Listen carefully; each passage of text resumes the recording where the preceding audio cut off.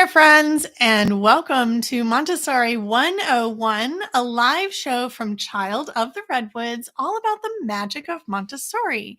We believe that every child deserves a Montessori education. I'm Aubrey Hargis. And I'm David Hargis. So if you are watching us live, thanks for hanging around while we figured out the link problem. Yes. Or maybe you're watching the replay and it's all a mystery to you. It just looks perfect. Maybe you're listening to the podcast, whatever it is. We're just happy you are with us. Yeah. And if you want to know more about our work, head over to our website, childoftheredwoods.com. Now, we did have technical issues and we still can't see ourselves for some reason. I don't know what's going on with the software. So if you are live, I know there's a few of you who've been able to migrate over to the new stream. Could you give us something? A thumbs up, I see you. It's working. Oh, great. Wesley, thank you so much. Perfect. Excellent. And All right. Sent the email to our subscribers Yes. so that they know? Okay, great. All right. Well, we have, hi, Daniela's here too. Awesome. And Daniela. Okay. This is actually, I think, a really fun topic to talk about. We titled this episode, we went back and forth about titles. We ended up with the title, No More Cooking Disasters with Kids. Because I don't know how your cooking has been with your kids in the kitchen. I remember, I actually did most of our meal cooking and planning when our kids were little, and David was working outside of the home in an office, and we got home really late. So that responsibility mostly did fall to me. That's right. And he obviously participated on weekends and when he was home with the kids. But I will tell you, being like in a situation where there's one parent in the kitchen, maybe even with multiple children, if you are that lucky to have more than one little body with little impulsive fingers in the kitchen, it can be pretty overwhelming. And for sure. Yeah, for sure. And maybe you have even gone online. Cooking is really like, it's a wonderful thing about Montessori that we cook with kids. It can feel overwhelming, especially if you go online and you see these perfect little videos of children who just seem to be peaceful and calm, or a picture of a child standing at the stove calmly, making their little scrambled eggs or something. And the reality is that there are very specific things that we as Montessorians do in order to help our children to have these wonderful calm experiences in the kitchen. And not every experience in the kitchen is going to be calm, but there's actually a lot that we can learn from the disasters about child development and about teaching pedagogy and about Montessori. And so we're going to look at these kitchen disasters as opportunities for learning. Yeah, so it's not that they are no more cooking disasters in the sense of like you will never have and will never have trouble again. Right. It's more like we're going to turn that frown upside down. Well, yeah, we're gonna take that disaster and say, you know what? This is actually disaster lemonade. Yeah, for real. No, it's true. Yes. Yeah. And maybe the next time you cook, maybe you'll implement some of these tips and it'll be a little bit less of a disaster. And then sometimes you'll just have that magical moment where your kids are making their own things in the kitchen. In fact, my friend Nicole and I, we actually had a whole course all about cooking in the kitchen with kids. It was called Confidence in the Kitchen. Yeah. Right. And we don't teach that course anymore. It was a long time ago, yeah. It was a long time ago. Yeah. We don't teach that course anymore. But it's such a fun thing to teach about. So totally. Yeah. So let's kind of get into it. And talk about Daniel, I'm sorry to hear about your little guy there. No magic formula. Oh, little burn. Yeah. I don't know a single kid just to make you feel better. I know we feel like we should be able to prevent all injuries from happening to our children, but we can't prevent the broken arms and the burns. And, we can, not to say that we shouldn't be thinking about our kids' safety. Well, of course, yeah. Of course, but those are human experiences. Yeah. Actually on this piece, I think for us as adults, we are in an age where we have this hyper consumption of the perfect. I think when they invented magazines 100 and something years ago, and we started seeing these depictions, especially what what were at the time called like women's magazines and ladies magazines, Better Homes and Gardens, and it showed these depictions of domesticity that was just completely unrealistic, right? Like it reminds me that it's like in the song "Somewhere That's Green" from Little Shop of Horrors, right? If you know that show. Well, I'm imagining the housewife in her cute little apron with a broom. That's Somewhere That's Green. So if you don't know that musical, you should watch it. It's great. So we have these like idealized version, right? And we have the idea of keeping up with the Joneses and so forth. Well, but now in the modern world, we don't have print media quite to the same extent. It's traditional media is dying or dead, but we've replaced it with something that is perhaps even worse, which is this facsimile, this of real life. Like now we see people's Instagram accounts or TikTok videos or something, and it has this depiction of everyday life that is actually unrealistic. And sometimes those depictions, in our space, show kids doing things that are just like, it's not even what you would want. Like the child perfectly stirring and making and cooking, and there's never a problem. And the parent, it looks immaculate, and there's no sweat or concern. This is not how it works, and it's actually really dangerous, I think, to our mental health when we see these depictions. So, if you ever see something like that, there's maybe like swipe through, which is the way you're supposed to swipe off.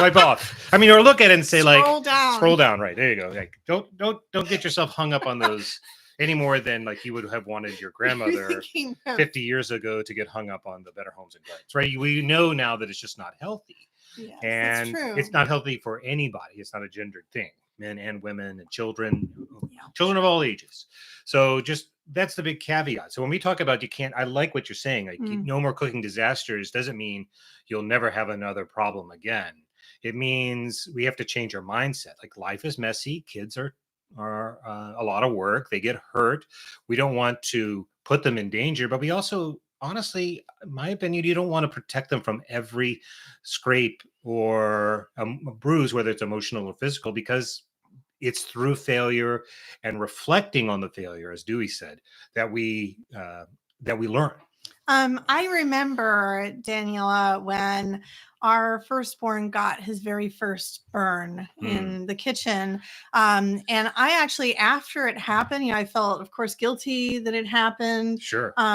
He intentionally touched it, and I can't remember how old he was, but here I was feeling like we were being very responsible, and I had given all the Montessori lessons, and, he understood the danger of the hot stove. Yep. And then yes, it happened. Like he touched the hot stove. That's right. And I think that there was a part that was intentional about it. And I just had so much guilt about it afterwards, Totally. Because then, of course, there was crying, and it wasn't like, well, you don't want to see your child burn, in pain. Yeah. but you know how badly burns feel. And that's why you try so hard to make sure that they are safe. We don't want any pain to come to our children. No, we don't want it from the corners, on the edges of the furniture. But there was also, after it happened, there was a sense of relief that I felt.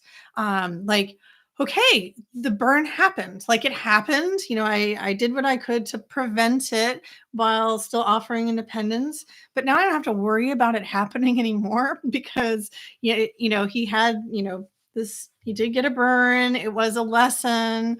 Hopefully you didn't end up in the hospital or anything. She says, a day full of painful experiences, bumped his forehead, cut his lip, chipped his front teeth, ended up with a burn. Oh, poor baby. That's a lot to handle in one day. Yeah, I know. And we just feel it, right? And it just, I don't know, sometimes those are the days when I go to bed and I'm just like, I just feel the weight of it. Right.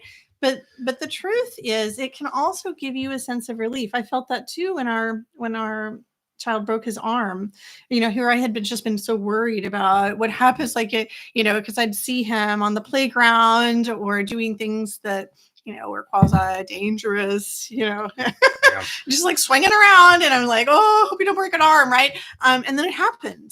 broken arm, went to the urgent care, got the x-ray, went to the hospital, got the broken arm fixed, and it was also kind of a sense of relief. Like, these are very normal childhood experiences, the bumps and the bruises and the cuts and the chipped teeth, we've been there too. They happen. They do. Yeah. And so I think sometimes, to go back to the idea of the cooking, is Yeah. that I think because we know that cooking is inherently dangerous. It is You're inherently using dangerous. heat, Yep. sharp objects, heavy things. There's a lot of ways to be hurt in the kitchen. But I wouldn't be surprised to learn that kitchen was the number one room in the house for injuries, if you like statistically or something. Because I don't know if that's true or not, but I mean, it wouldn't shock me either. because there's so many things, and like I said, it's inherently dangerous. And I think we then say, well, little guys, a playground is inherently dangerous too.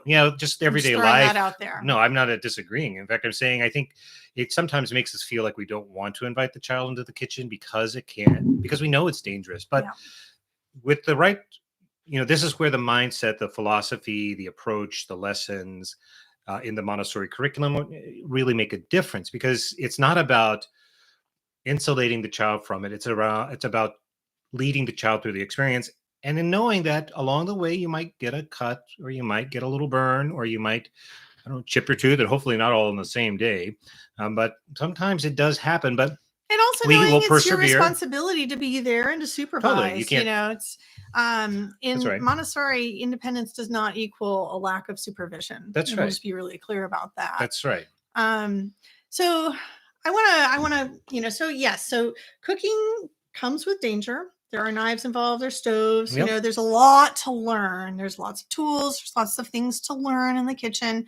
The best thing parents can do is to understand that they are capable of teaching their children these skills to keep themselves safe. And sometimes that means getting a little burn because you are being given the freedom and the experience and the independence to work with some dangerous tools. And of course, as parents, we know our job is to do everything that we can to make sure that our children are both having a balance of independence and freedom to explore and experiment, and also being supervised and being guided through those experiences. And I'm 100% sure, because I know where you are in the Montessori process, Daniela, that is what you were doing. All right. It's very, very normal. All right. Cooking with kids can be disastrous. Let's talk about why. Yeah, right. Yeah. So we're arguing that you should cook with your kids, but it does require a mindset. So what are some of the things that cause it? Well, first off, children can be impulsive. Yes. Right. The younger, the more impulsive, but even adults could be impulsive, right? It's true. Impulsivity is a part of the human life, but children especially, and it's a developmental thing. That's right. They are impulsive. I kind of have been toying with this idea. I mean, I did look this up again. It's in my toddler discipline book, I'm sure. But so I've done a lot of research on impulsivity in young children. When you look it up, you get a lot of articles about ADHD and, how to help your child not be impulsive. Of course, it can be frustrating to have an impulsive child, but down at the base level, all little children up to a certain age are extremely impulsive because they really just lack that cognitive foresight. Their prefrontal cortex is not developed. That's right. And it's not going to develop for a long time. So you've got many years of more impulsive behaviors. But what we know from Montessori is that the way children are born isn't just isn't accidental, right? And so I feel like that impulsivity must be purposeful. I'm just going to throw that out there. I don't have any research to back this up, but my gut says that without that impulsivity, children might be too cautious while they're learning how to crawl, or while they're learning how to run, or while they're learning how to use those gross motor skills. And I'm going to argue that impulsivity can be a developmental benefit to little ones. Push them into doing things that otherwise they might be deterred from doing. I think that is an interesting. I think that could be true. That's Aubrey's Montessori theory. Yeah. I mean, we do know that children's sensitive periods, are real. And we know that in that early age, they really are very sensorial. They're needing to experience the world in a very tactile way. They don't have the ability. What would happen if a baby did not like see something and then like reach out and grab it and stuff it in their mouths? No, I agree. They wouldn't learn the sort of gross motor leading to fine motor control. They wouldn't be motivated to learn to walk or speak, right? Yeah. So I think you're right. I think there must be. I'd be curious about that. Yeah. I wouldn't be surprised to see that there was a connection. And it's an interesting, and we don't really talk about it that way usually, right? We do not. Now we talk about how to make your child not impulsive, and we don't really see benefits in it. That's right. So that's a very interesting and authentically Montessori idea I think you have, because it looks at what the child's natural behavior is, not as something to be controlled, but as something that is purposeful in and of itself. So the child has impulse control issues at a young age, and that can lead to a kitchen disaster. It can be in conflict with what is needed in order to be a successful cook. But it shouldn't keep you from patience. trying. That's right. Yeah. So we mentioned the sticking things in their mouths. Children toddlers, and even 3s and 4s and 5s, they're still very sensory seekers. You may have a picky eater who doesn't want to stuff unknown things in their mouth. Or you might have a child who's just like wanting to taste everything. And then I'll tell you, as the parent who's like trying to facilitate the cooking, then now you're thinking about germs, because you washed your hands before you started. Your kid had your child wash their hands before they started. Yeah. But now they're like, tasting everything. And so as they're doing this, you're watching and you're like, now the dough has saliva. I don't know. It's not just Did I clean that cutting board thoroughly after cooking the chicken? I know. So, and then you bring in something like raw eggs, and then you're really starting to get anxious, because you do not want them dipping their fingers in there and stuffing it in their mouths, right? And they will. Danger.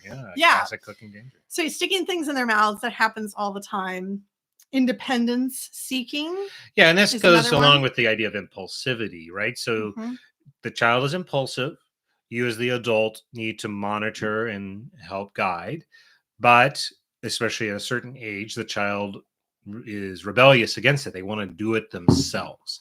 And they can melt down, get frustrated. There can be battles. And so you're kind of in a sticky position, kind of like bedtime or other sorts of points in your relationship with the child where they have to do something, like go to sleep or be careful with that wavy chopper, and they're just not having it because they lack understand. Like the same thing that's maybe affecting the impulse control is also just the idea of a consequence isn't there yet. I'm thinking of the child who doesn't want you to help them stir the batter. So often we could give the bowl of batter to our young toddler or our young 3 or 4-year-old. But then what do they do with it? Sometimes they don't have the motor skills to properly stir it like an adult would. And so they kind of they're just they don't know what to do, or they can't do it the way you do it. And so you try and reach in to help them. And then they grab the spoon from you. And then before you know it, there's batter all over you or all over the kitchen. It slops out, and you knew it was going to slop out. Batter will slop out if you're too rough with the mixing spoon, but children don't know that.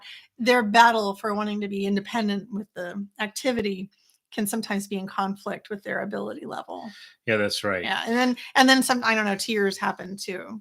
And this can also lead to another reason for a disaster is the fine motor controls, especially at the younger ones. If they have not, if you're going through the Montessori curriculum and they have not gone through those earlier lessons or haven't, progressed through that developmental period far enough, it's really hard. So to take your batter example, I'm thinking in a Montessori curriculum, you would not have them start by stirring with a big wooden spoon, something real thick. It's just too hard. You would have them start with something simpler. At the very least, you would have them start by circling maybe just a bowl, and then maybe a bowl of water or something, like to work them into the motion or helping them isolate a certain um, thing, it, until they had the control necessary to do the stirring of the batter itself. So it can be frustrating, going again with the idea of I want to do it. Well, they don't have the strength or the skill yet, and that can lead to frustration that then comes out in tears. Yeah. Just because they don't have the motor skills to do it is being asked, but they have the independent drive to They want to do it, but they can't, and that's frustrating. Right? Yeah. So we talked about safety with the, tools and knives. That your worries about safety, about will they cut themselves, will they get burned, will they pinch their little fingers on certain tools, that can make you more anxious and tense. Yep. And your child senses that from you, even if you're trying to embody the spirit of Montessori and teach these things. Sometimes those worries about safety can actually facilitate more disaster. Yeah, it's a flywheel effect. Like the child comes in, you wind up in a battle that you didn't expect, a power struggle of some type or whatever. Now you're getting exhausted and frustrated, and they're sensing this anxiety and kind of the heat of the moment. And now it's like amps up further and further and further. Not that this ever happens in real life, I'm sure, but no, right? And then it becomes like a flywheel. And then before you know it, you're like, that's it. I'll do the cooking. Yes. Get out of the kitchen. Get out of here. Exactly. I know. Come back when you're older. And it's normal, right? That's a normal experience, but it is one of the reasons that it's hard. But, again, you can, with the right mindset and strategy, you can help minimize the potential for that. Now, I'm going to go out on a limb and say you can't eliminate it completely. Or maybe you have. Do you feel that when you had the kids were little and you were cooking, that because you knew all this stuff, you were like, I got it? What do you mean? You're arguing that you can't eliminate all of these things from happening? I think I was waiting for you to tell a story about a time that you had Oh, okay. Your own experience coming across. Did not get that lead in. Okay, so yes, even an experienced Montessorian has disasters. Yes. So my story is that there was one time that I was gonna prepare a real fancy dinner. I was really into cooking from scratch. I still am, to a lot of respects, although my creative energy is going towards pottery these days. So I decided it was time for us to learn to make homemade pasta. Mm-hmm. And that was like the next thing I really wanted to learn. And so I bought a fairly cheap manually crank style pasta maker, which I highly recommend, by the way. Even the lower priced ones do work. They're really cool. They're kind of fussy. You have to learn how to work them. And so I remember this was a new tool to me, and I wanted to make it with the kids. And at the time, let's see, I had, I think, a 2-year-old and a 5-year-old. 5 or 6, mm-hmm. a 5-year-old. Yeah. The 2-year-old was no stranger to the kitchen. He could crack eggs pretty well. And he was, into all the fun things. The 5-year-old was also really into cooking and loved to cook with me. Mm-hmm. But our kitchen was pretty small. We had it was room for a nice toddler table in mm-hmm. the middle of the kitchen. And then we had a little bit of counter space mm-hmm. on one side. And so when I involved the kids in the cooking, mm-hmm. we did not have a learning tower and lean them up against the counter. If we needed to get to the counter, they could use chairs and turn them around backwards. But mostly, like, that area was not where we did our cooking because there just wasn't much space. Mm-hmm. We usually did the cooking down at the toddler table level when I involved them in the cooking. So here I was with this new machine. I was trying to figure out how to hook it up because you've got to clamp it down to a table. And so at first I tried the counter where I would be working, and it wouldn't clamp there because, I don't know, something about the counter wasn't working. Mm-hmm. So I clamped it to the toddler table, and I figured out how to clamp the pasta maker to the toddler table. And then, I had flour, and basically it's just flour, eggs, and salt is all you really need in order to make basically bread. Pasta. Yeah, boiled bread. Yeah, it's basically boiled bread, but without the yeast. And so you make your dough ahead of time, and then you've got to you've got to like squeeze it through, you got to roll it out and squeeze it through this little machine to make your little strips. And I just remember that I was doing the whole process while the kids were in and out of the kitchen, and I was trying to involve them. I brought them in there, was like, we got a new pasta maker. Let's explore it together. And, and then there was this period of time where they were like running around bored while I was trying to clamp the machine to the table. Then I got out the flour, and then we had a flour disaster. My 2-year-old's like, reached in and grabbed the flour, and like there it went around the kitchen. I'm like, it's fine. We're going to keep going. And so get my 5-year-old to do the measuring. But we made the homemade pasta. It worked. You ate it for dinner. But by the end of that, like there had been like, I was in tears, and when I look back at that experience, I just laughed and laughed after. I mean, I was like in tears, both of like real tears and tears of laughter at the same time. I don't know if you have had that experience where you like it's so emotionally exhausting that you're both crying for real and you're laughing about why you're crying for real at the same time. And the whole kitchen was a giant mess. I mean, you wouldn't think. I just like 3 ingredients, but like a huge mess. And it was just, I don't know. I just have kind of memorized what it felt like to be in that moment, sitting at that toddler table with the machine and just being so exhausting, trying to keep my 2-year-old's fingers from getting pinched inside the machine as it was being ground, and my, facilitating my 5-year-old. There wasn't any place for us to, because it was a toddler table, there wasn't any space for us to handle the pasta that goes in and the pasta, like the dough that's going in, and then you've got to do something with the spaghetti noodles that are coming out. And so I remember like I needed more hands. I needed a hand to keep the toddler away and a hand to help facilitate the dough and a hand to catch the pasta when it came out. And my 5-year-old was totally willing to like crank it and was excited with me. And the 2-year-old was super excited and just like wanted to dig in there to that machine. And it was making me anxious. And anyway, I just kind of memorized, I just captured that memory and stuffed it into my brain is like not, like a terrible and wonderful disaster, like both terrible and so wonderful to like be privileged to share this crazy experience with kids. And so I use that experience to think about what can I do to actually make this kind of stuff go smoother? What went wrong in the pasta making? Well, so there's the impulsivity of the toddler. My 5-year-old wasn't as impulsive at that age or in personality, but the 2-year-old needed something to do. Yeah. Right. And so one of the tips that I have for you, if you're encountering disasters, is that first of all, the Montessori lessons and exercises are long-term thinking, and it's not going to work instantly with your 2-year-old. So if you see a picture of a 2-year-old or a little video of a 2-year-old that seems perfectly calm and not impulsive at all, it's either just like a little snapshot and, like a parent caught the right moment, or the child is performing for the camera, which they totally could do at age 2. If they know that they're being filmed, they absolutely can perform. Especially if they've been worked. Mm-hmm. Yeah, absolutely. And not in an abusive way or anything, but just the nature of social media. 2-year-olds learn when to perform and, when not. And they can learn very quickly. Oh, mommy's doing a Montessori activity and is going to be filming me, and this is what she wants me to do. Or daddy too, Sure. Not to be gender exclusive.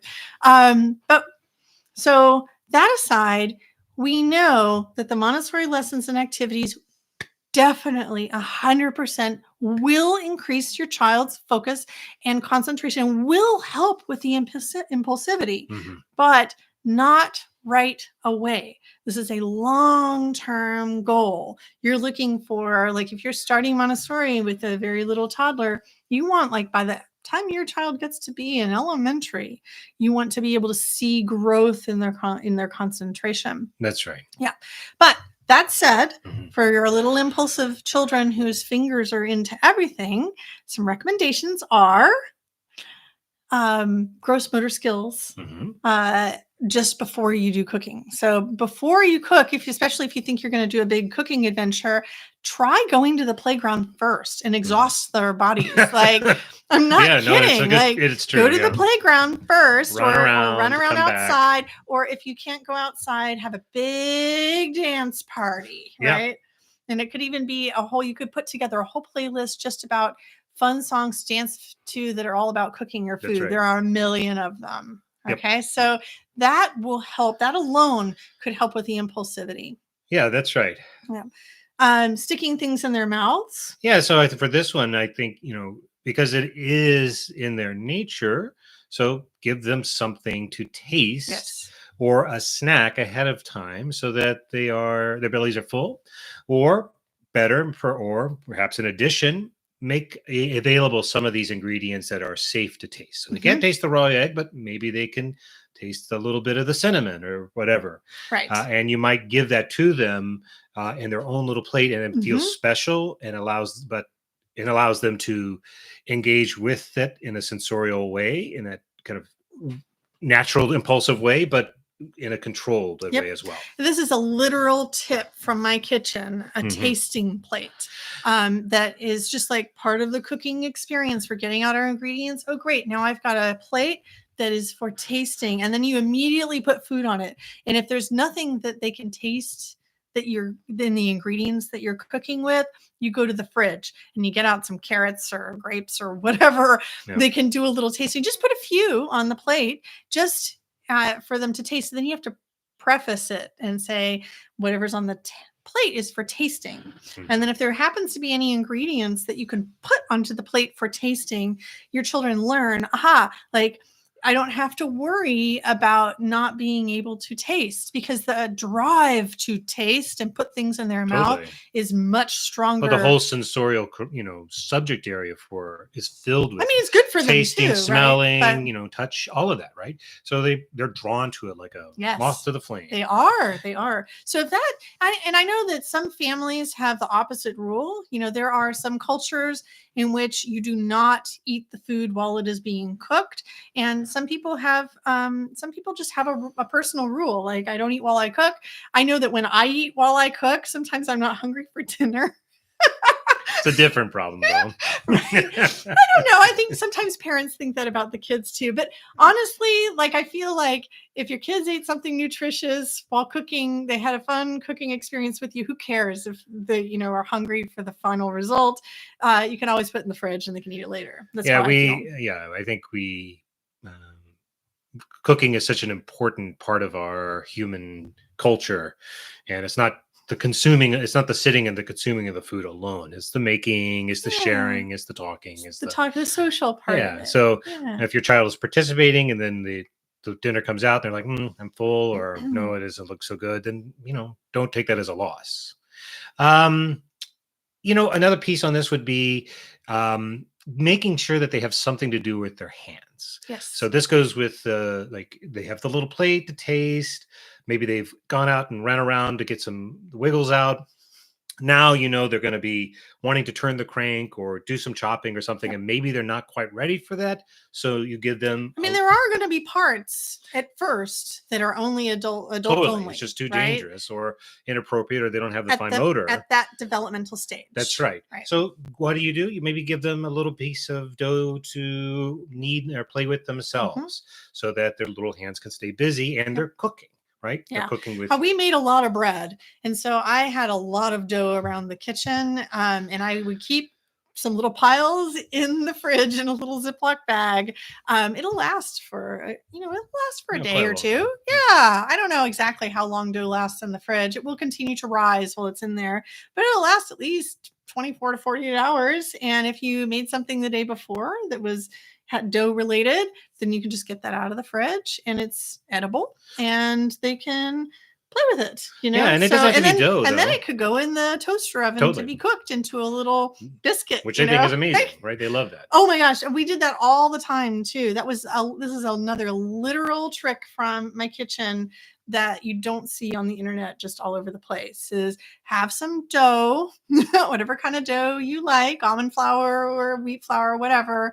And you can just parse it out, like a little a little bit of dough, and then you're cooking your regular meal, and then your child gets to make, I don't know, a dinosaur shaped Whatever they come up with, it's always little something. piece of bread. I mean, they made all kinds of weird things. And honestly, when our children were mashing the dough, sometimes it came out really unappealing. Like, Yeah, this is real. That's just reality. But they were always happy to eat they it. certainly were. I know. And always they would come home, and one of our youngest would always like come over and be like, I made this, here, Daddy. And I'd be like, like, not eating it, right? But David would always eat it. It's true. This actually brings up another tip, which is giving them access to the kinds of ingredients that you might encourage them to use. So don't give them unlimited access to the spice cabinet, or that cayenne pepper is going to wind up in your pancake batter. Maybe instead, give them some cinnamon or a little bit of fruit that they could toss in, or whatever it is that whatever might be relevant to the thing you're cooking. And that goes with this, like with the plate or with the little piece. All of these tips at the end of the day are about, you have independence and freedom within this specific area. I use that cup analogy all the time. Like, I'm going to, this is your cup. You can do whatever you want to it. I'm going to fill it up. You'll take as much of it as you need. But I know that anything in there is good for you because I've given you a curated experience. Yeah. And this is a good time to bring up the whole purpose of using a tray or basket in Montessori. I mean, we tend to say, oh, it's like a way to organize your child's toys or their works on the shelf, in a way, also a way for them to transport things, so big baskets are often easier for toddlers to carry over. So a way to transport things over to your rug. But one of the biggest benefit of trays is that it provides a designated space for that work to happen. And so we kept trays in our kitchen down by the cookie sheets, so had my little cookie. I did like a couple cookie sheets in a little row, and then a couple trays in a row, because I had a big tray in the kitchen, a medium-sized tray, and a small tray, and they all fit into the little slot where we kept our cookie sheets. And every time we cooked, maybe I was getting out a cookie sheet, and sometimes that's alone enough to be the tray that's designating the area if you're spooning things out onto the cookie sheet or, sorting things out.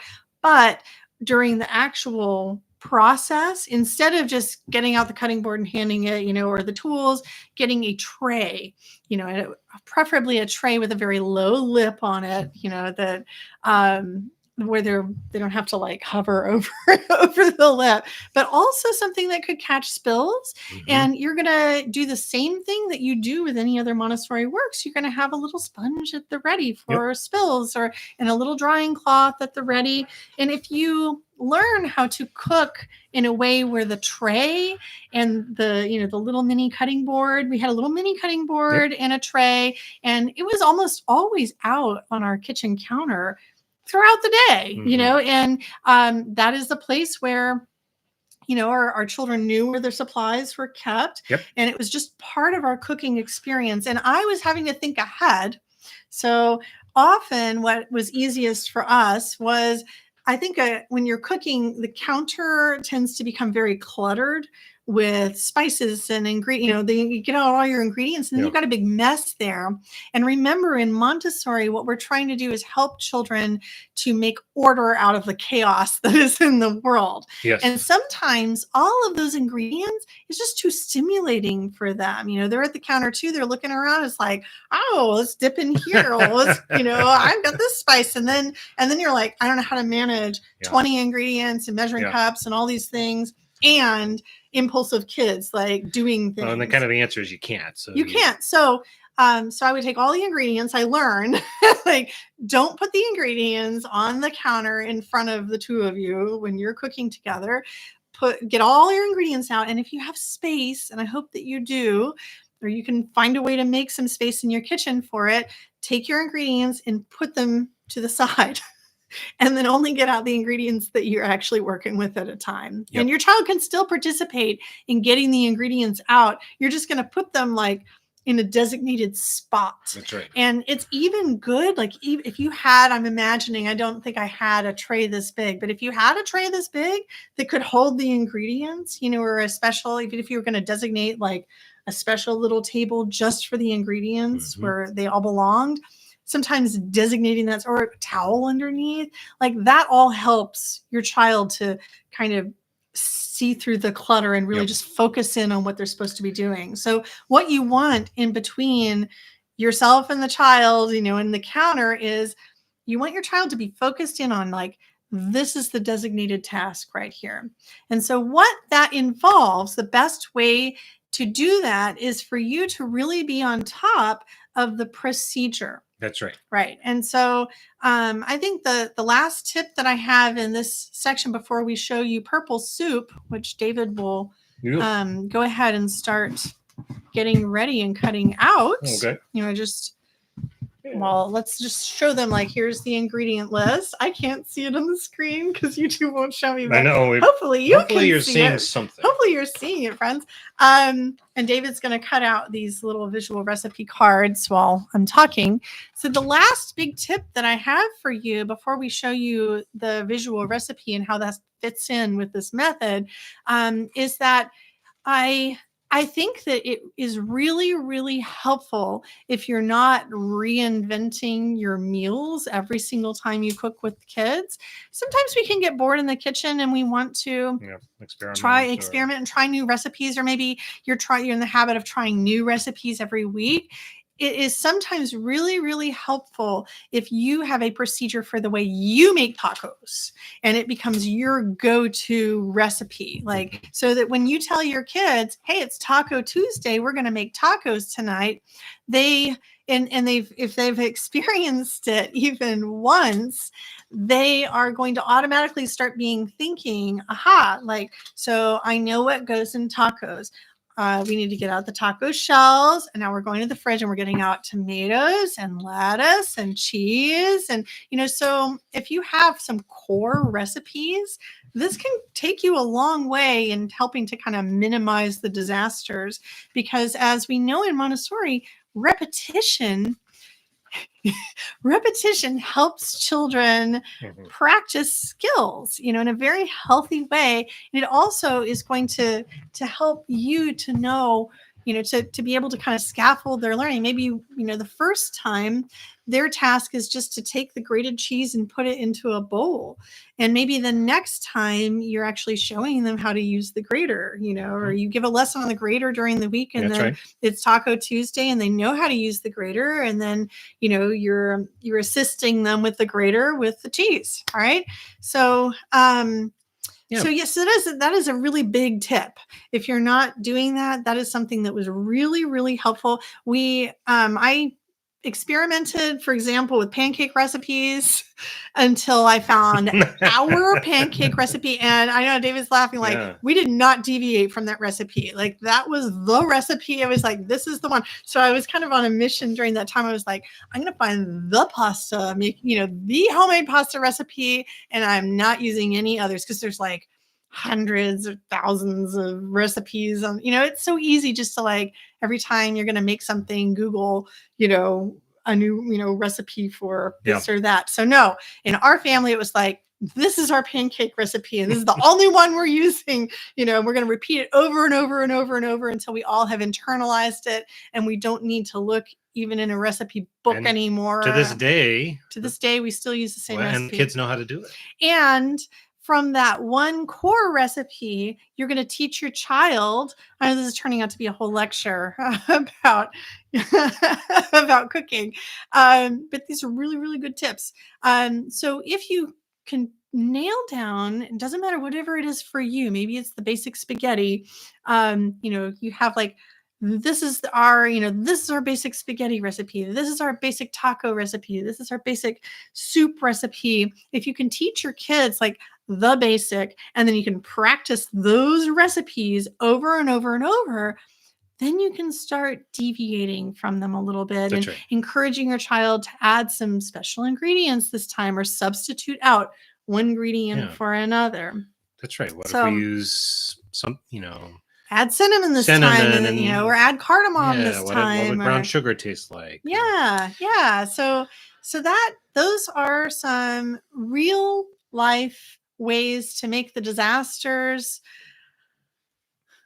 disappear like magic. That's right. Okay, but you have to practice them and you have Mhm. to implement them over and over and over in order to get there, right? So it's not going to happen instantly, but these are some real deal things Well, you this can goes back to try. the thing we were saying at the very top, which is why I have, always a very cautious. You said like, why were they able to show that 2-year-old doing all that fancy cooking and you were like, well, it could have been this, and it was like, it's all fake. Like it maybe was real, but it's probably just been faked because and it's not. Sometimes it's real, Sometimes it's real, but but it's usually sometimes not. it's usually performative. It Yeah. is, and it's not. I mean, if it's aspirational for you, okay, I guess that's okay. But those magical everything goes smoothly cooking moments will happen if over time. over time. Yeah. So if it's they will aspirational and you're like, happen. I think I'd love to get there at some point, then go for it. But be patient with it and lean in and enjoy the mess. Like, Yeah. love the disaster. Yeah. That's kind of the best way to keep Because your it can sanity. teach you so much about your kids. Well, it just and makes what you a they happier like. person. I know. It's just like, I know. let It's go. just joy, right? Find the joy in cooking. Yeah. And just remember, like, it's a kind of a cardinal rule with Montessori. We want to give children freedom and autonomy and independence, but we also want to prepare their environment so that it is matching to their skill, ability, readiness, interest, and so forth. And if you put those two things together, then you'll have a success. Okay. So hang on. Before you show the actual visual recipe, I want to show them where it is. All right. So we are going to show you pretty quickly this lesson that is from our Symphony thematic unit, which is actually not available in our shop. It is. Oh, it is available in our shop. Oh, hooray! So even if you're not part of Constellation, you could go to our website and actually purchase this and do purple soup today. That's right. You could. It's symphonic. No, that actually we're not doing. No, we're not doing one from Symphony. We're not. Where did you? Oh, this is from Pigment. Pigment. Oh, you're gonna have to look over there. Do you have a copy of Pigment? Dun, dun, dun, dun, dun. Is this in our shop? This is not in our shop. Okay, I knew it wasn't in the shop. All right. Anyway, Constellation members. Nonetheless, we do a visual recipe right now. Yeah, right. So we do a visual recipe every month for in our Constellation packs because cooking it hits a lot of marks. It's math, it's art, it's procedure, it's sensorial, practical life, humankind with cultural. We usually categorize it under practical life because there's always chopping and yes, but all the things that we talked about earlier, like tasting and so forth, those are all part of what you do when you cook. So it's an amazingly natural thematic approach to learning, right? Because you use just about everything as a part of the cooking process. Okay, so it's in Pigment. It's not in our shop yet, so you do have to be a member of Constellation in order to get Pigment and do the purple soup. So anyway, so delete whatever I said about it being in the shop. Pigment is in Constellation right now in our member library. But if you want to make the symphony salad, then that would be in the Symphony symphonic salad. Yes. So this is what it looks like. We always have a little introduction to the visual recipe and kind of in the part where we have our lesson plans for Montessori. And so here we have purple soup. It says this beautiful soup can be blue or pink. It's also like an experiment, not just a recipe. That's right. Physical science. Depending on your personal preference. How? Purple cabbage magic. My kids loved this soup. Yeah. Loved it. And again, we made it over and over and over. It was a core recipe. Okay. Purple cabbage is a special vegetable. The natural pigments that make the cabbage purple are called anthocyanins. Some interesting facts to share with your kids. They give it that beautiful color, and they can also be used as a pH indicator. Some of you may remember doing that experiment with cabbage from high school or middle school. When exposed to acid, lemon juice or vinegar, the pigments change color. The initial outcome of this recipe will be a deep violet blue soup in your bowl, but with the addition of a spoonful of lemon juice, your soup will turn a surprise shade of pink. Now, it will, maybe we've never talked about this before, maybe surprise you to learn that this recipe actually came from David's grandma. She never made it with purple cabbage, though. No, She loved cabbage soup. Yep. And she made this when we would come and visit her. She would make this Oh, cabbage yeah. soup. It was one of David's favorite grandma recipes. It's a country growing up. cooking favorite. What do you want? I don't know. And so the way she made it is a little bit different from the way I made it. She, I think, put meat, like ground beef in it. And yeah, I but think she made like ground beef balls yeah, and cooked them in the soup and with the cabbage and onions potatoes. and potatoes, and that was like it. So good. Right? And then she would serve it with pepper sauce. Yep. Yeah. So if you're from the South, maybe you know pepper sauce. I don't know where it came from. I didn't know about. Grew up in the South. I didn't know about pepper sauce until I went to David's grandma's house and I had cabbage soup. And like, I know. Like some of us. Okay. There are no hillbillies in Texas. We're all rednecks. Oh, sorry. All right. So, anyway, so that's where cabbage soup came from historically. In our family. I'm sure it's been cooked all over the world. I'm sure cabbage soup is a thing, right? So what I did with cabbage soup was I started making cabbage soup because it's one of David's favorite recipes because his grandma loved it so much. And I was like, why haven't I been making cabbage soup forever? It's delicious. It whips up just like a super fast dinner. You can just make some cabbage soup in a very short amount of time. It's very cheap. Like, what should we have for dinner? How about cabbage soup? You go to the store, cabbages are really inexpensive, potatoes are inexpensive, onions are inexpensive. Come back, I mean, all groceries are expensive now, but as far as vegetables go, if you don't have pretty cheap dinner. The meat, it's actually very cheap. Yeah. Cabbages are like a powerhouse of nutrition. They're really, really good for you, and they taste great.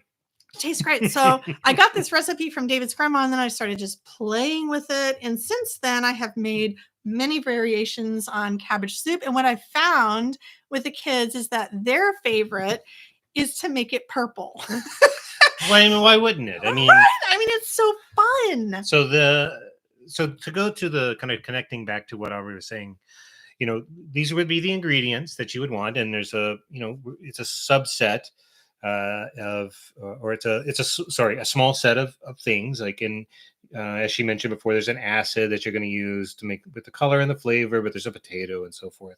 But it's a pretty small amount, and like Aubrey was saying, you would kind of put these to the side and get them out one at a time. You and your child would look at, so one of the benefits of a visual recipe, the way we have designed it, is it's very clear what ingredients you're going to be dealing with for this recipe. And so ideally, before you even do this with your kid, you're sitting down together and looking at these ingredients, and you might even be checking off like, oh, we've got a potato, we've got salt, we've got a cabbage, and maybe you need to go to the store to buy some more vinegar or something. You would know ahead of time because it's very visual, as opposed to just a list that you're randomly listing off for your kid, or not even involving them. Most times as adults, we don't even involve them in the ingredients part. We just get stuff out and tell them what we're going to make. But here, your child can see exactly what needs to come out and be on the counter and ready to go. So if you're using this, what our recommendation is that you go through this list with your child, and they and you are both in charge of getting these ingredients out. And it's so much more inspiring. So from what we've heard from our Constellation members, when your child can actually see, broth, do you want to go get the broth out? It's in the cabinet. Yep. Got it. Okay. Check it off on our ingredient list. It's just so much more helpful for them. So let's show. So now you've got your ingredients, and the next step is to make it. So the way we designed it, and other visual recipes, we've gone through lots of variations, but we've done it in form of cards. So there's one card for each set of steps, or one step. Like Aubrey was saying earlier, maybe some of these things you're going to do more of. Like, for example, this first step is to chop the cabbage, onion, carrots, and potatoes into little bits, into bite-sized bits. Depending on the age of your child and their readiness, you would probably do some or all of that cutting, or you might cut some of it and let them cut a little bit of it with a special knife, a wavy chopper, or something that's a little safer. Again, you're going to supervise heavily, but this is a thing to check off. And then they're going to add their Did you read this? Mhm. Yeah. Then they're going to okay. add their wet ingredients, right? So then the next thing is you're going to get your pot, and you're going to get your broth and your measuring cup, and you're going to add that together, and then you're going to put in the potatoes and the garlic and such. So it shows the child what to do, and it provides a reading experience. That's right. And I don't know if anyone who is watching right now also watched our YouTube episode about making the benefit of little books. The little books. I mean, you could choose to staple this together and make it into a little recipe book. And that also could be fun. Mhm. We've just provided these cards, so Yep. you get to choose. And then it's to cook it. It's to bring the soup to a boil and simmer for 10 minutes. And so we chose to show that as a pot with some heat on it and a timer. So again, it's reading, it's following directions step by step. And then we'll skip ahead a little bit. You can add your seasoning, and then turn your soup pink by adding a spoonful of lemon juice or vinegar to the bowl or the pot, depending on what you're doing.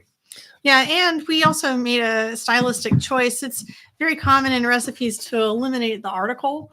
And by article, I mean the or a. Yeah. And so in our visual recipes, the the and the a's are. Yeah. So instead of it saying stir wanted, cabbage, it says stir the cabbage. Yeah. So, I mean, later on, they can eliminate those articles and read their own recipes. But we felt like we wanted to model good sentence structure for kids. Well, it's partly there to help teach reading. Yeah. Right. So we want complete, in this case, second person but sentences. very, very simplified language. Yeah. And the things that they're reading are depicted and that is a part of that reading strategy. So for example, so you got out these ingredients, but whatever it says on here is going to be, in Montessori speak, like the point of interest. This is like what we are actually focusing on is the chopping of these things. After we have decided what we're going to make, talked about the ingredients, but they're like out of vision. This is what is on like your designated tray. Yeah. So this is on your toddler table or your tray and or whatever. And then when this is done, guess what, friends? You don't just like leave the mess there. In Montessori, we were following through. And if you can, sometimes in recipes, you don't have time to deal with the cleanup, but ideally in a Montessori recipe way, cooking with kids, it's a really good habit to learn how to clean as you go. Yeah. And it's something actually that I think a lot of professional chefs are taught to do. I think I didn't go to chef school. I have never been to cooking school. All of this is like learning DIY cooking adventures, right? Well, the only thing I know is that it's really depressing to finish cooking and then see a once I learned dishes. How to clean as I went, like how to I did a step, and now the cutting board is clean and all the measuring cups are put away, even if it's just like there's a designated space for their dirty measuring cups to go. But if you can teach your child how to clean up in between each step, or at least to manage the ingredients, like, okay, we did these ingredients. Now the rest goes back in the fridge. Like, you are teaching your child so many valuable lessons just with this one little simple recipe. If you take the opportunity to teach those little lessons and allow for the independence and the follow through. So the more prepared your environment is in the kitchen, meaning like the more accessible it is to the kids, the more ways that, little habits that you have built in for your little rituals that you engage with cooking, whether it's like we always have a tasting plate, or we always have a designated tray where we do our chopping, or this is the knife that you always use, and this is mommy's knife, and this is your knife. Like if you're really clear about who is using what on a regular basis, and you're making very consistent types of simple recipes with your kids, you are going to have a much smoother experience, but really can progress without disaster. Yep. Yes. All right. All right. Well, we finally made it. I know we finally made it. We had all that trouble with YouTube. Hopefully this recording will be posted. And somewhere. If you missed the beginning of it, you'll be able to go back. Thanks for and watch hanging it. with us. If you were trying to join us from the beginning, and thanks for hanging with us. This is a long episode. I know. I was going to say, if you're in primary right now, this is like an extra lecture on practical life. Who knew? That's right. So, and I have to go back to our primary course people and extra recommend this episode. Yeah. Anyway, thanks for joining us. If you want to know more about our work, visit us online at childoftheredwoods.com. You can reach us at hello@childoftheredwoods.com. You can chat with us on our website on most days of the week. And we will be back next Tuesday with another episode. I'm not sure what we're doing next week. Hopefully it'll be tech problem free, whatever it is. We'll find out. Thanks everyone. Have a beautiful day. Bye. Mwah.